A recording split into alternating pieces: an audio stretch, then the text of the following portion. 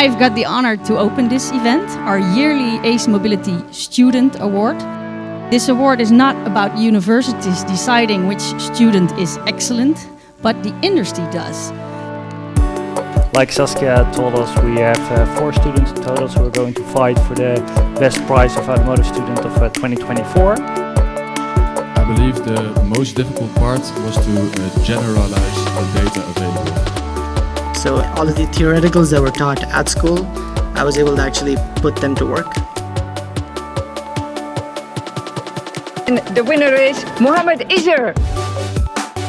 The question of charge time is always a headache. And if this can charge even 10 minutes quicker than the last model, it might be a bit more easy for a customer of our customers to accept.